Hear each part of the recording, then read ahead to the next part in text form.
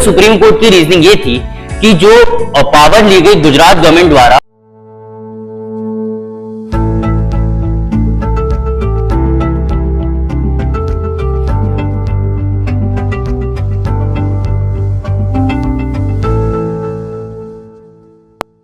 आज के लेक्चर का हमारा टॉपिक है the Bilkis Bano case and the power of रेमिशन। हम आज के लेक्चर में बिल्किस बानो केस का पूरा लीगल डेवलपमेंट स्टडी करेंगे, एज वेल एज हम देखेंगे कि कौन कौन से कॉन्स्टिट्यूशन के आर्टिकल्स और अलग स्टैट्यूटरी प्रोविजंस में पावर ऑफ रेमिशन को प्रोवाइड किया गया है गवर्नमेंट को। Beginning with the recent judgement of the honourable supreme court, 8 जनवरी 2024 को ऑनरेबल सुप्रीम कोर्ट ने 11 कॉन्विक्ट्स बिल्किस बानो केस के जिन्हें गुजरात गवर्नमेंट द्वारा रेमिशन दी गई थी उसको क्वैश किया। अब रेमिशन का मतलब क्या होता है?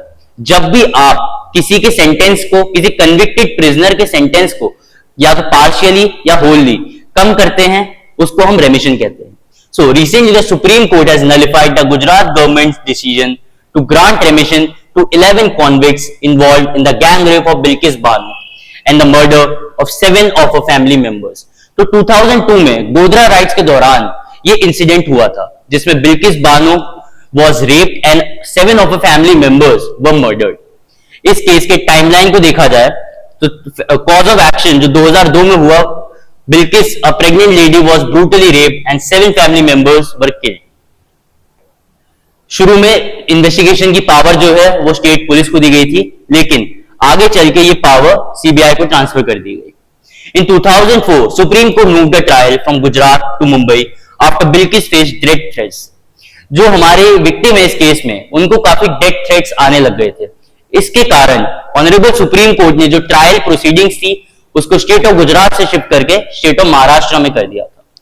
इन 2008 Mumbai court convicted 11 individuals. So finally सजा जो सुनाई गई 11 कॉन्विक्ट्स को, वो सुनाई गई 2008 में bye Mumbai trial court.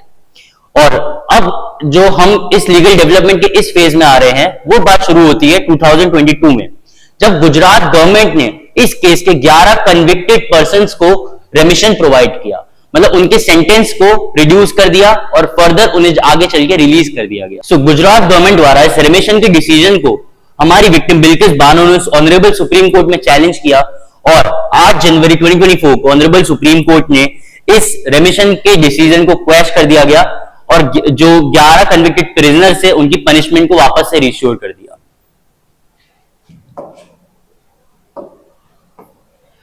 Moving further, supreme court के इस डिसीजन के पीछे रीजनिंग क्या थी?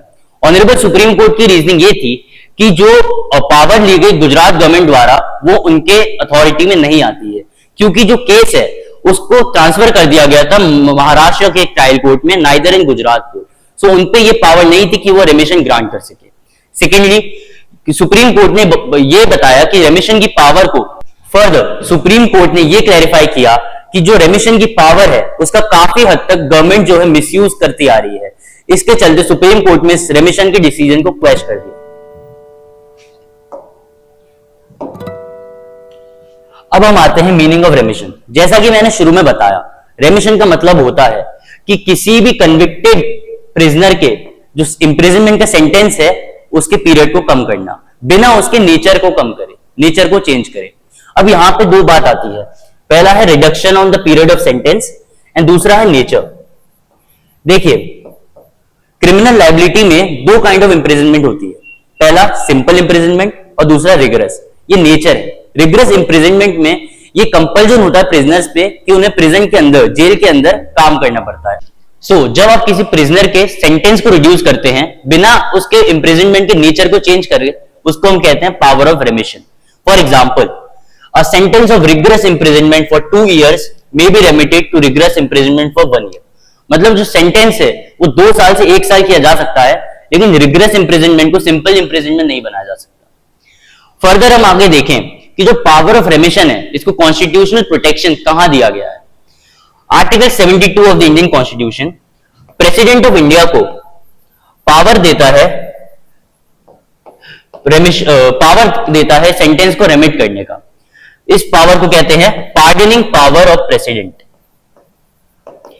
As per article 72, 5 kinds of pardoning powers हमारे प्रेसिडेंट ऑफ इंडिया को प्रोवाइडेड है कॉन्स्टिट्यूशन द्वारा, जो है firstly power of pardon.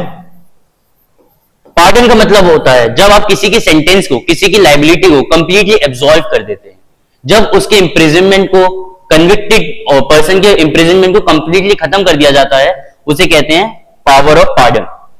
Second in list we have respite. Respite का मतलब होता है कि एक्स्ट्रा ऑर्डिनरी कंडीशंस में, जैसे फॉर एग्जांपल फिजिकल डिसेबिलिटी हो जाती है हमारे कन्विक्टेड पर्सन को, या कोई जो अगर विमेन के केस में अगर वो प्रेग्नेंट होती हैं, इन केसेस में उनके सेंटेंस को रिड्यूस कर दिया जाता है, इसे कहते हैं पावर ऑफ रेस्पाइट।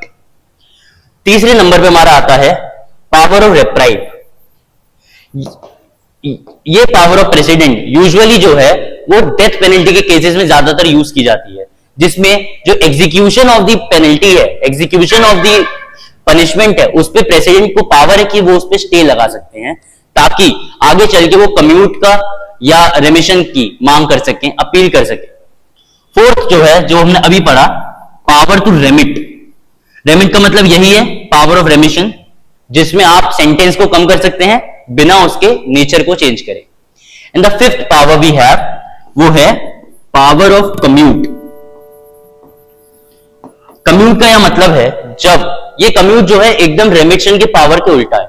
रेमिशन में आप सेंटेंस को रिड्यूस करते हैं लेकिन नेचर को नहीं। कम्यूट के पावर में प्रेसिडेंट को पावर है कि वो nature of the punishment, nature of imprisonment को रिग्रेस से सिंपल कर सकते हैं, डेथ पेनल्टी से उसको लाइफ इंप्रिजनमेंट कर सकते हैं, उसकी सिवियरिटी को रिड्यूस कर सकते हैं, लेकिन उसके नंबर ऑफ ईयर्स पे जो पीरियड ऑफ इंप्रिजनमेंट है उसमें आप चेंज नहीं कर सकते। इसे हम कहते हैं पावर ऑफ कम्यूट। तो ये 5 पावर्स प्रेसिडेंट ऑफ इंडिया को अंडर आर्टिकल 72 कन्फर्ड है। Similarly article 161 same powers confer करता है गवर्नर ऑफ द स्टेट को, और इस केस में गुजरात गवर्नमेंट द्वारा आर्टिकल 161 के अंडर ये पावर एक्सरसाइज करी गई। अब कॉन्स्टिट्यूशनल प्रोटेक्शन से अगर आप आगे बढ़े, कुछ स्टैट्यूटरी प्रोविजंस में भी पावर ऑफ रेमिशन को प्रोवाइड किया गया है। For example section 432 of CrPC, criminal procedural code के सेक्शन 432 में पावर ऑफ रेमिशन को एक्सप्लिसिटली प्रोवाइड किया गया है। As per section 432 clause 1, when any person has been sentenced to punishment for an offense, the appropriate government may at any time without conditions or upon any conditions which the person sentenced accepts suspend the execution of his sentence or remit the whole or any part of the punishment to which he has been sentenced। तो execution को suspend करने का मतलब क्या हो गया? The power of respite, power of remit and whole or any part of the punishment, मतलब या तो respite की पावर या तो remission की पावर। सो सेक्शन 432 भी कॉन्स्टिट्यूशन प्रोटेक्शन के अलावा ये पावर्स गवर्नमेंट को, प्रेसिडेंट ऑफ इंडिया को एंड गवर्नर को कन्फर करते हैं।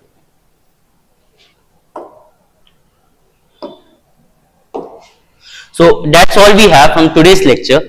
अगर आपको समझ में आया तो आप कमेंट सेक्शन में लिख सकते हैं। So that's how we conclude today's video. अगर आपको हमारी वीडियो पसंद आई तो यू मे लाइक और subscribe the channel of Pathshala classes, और आप हमारे अलग सोशल मीडिया प्लेटफॉर्म्स को भी फॉलो कर सकते हैं। Thank you.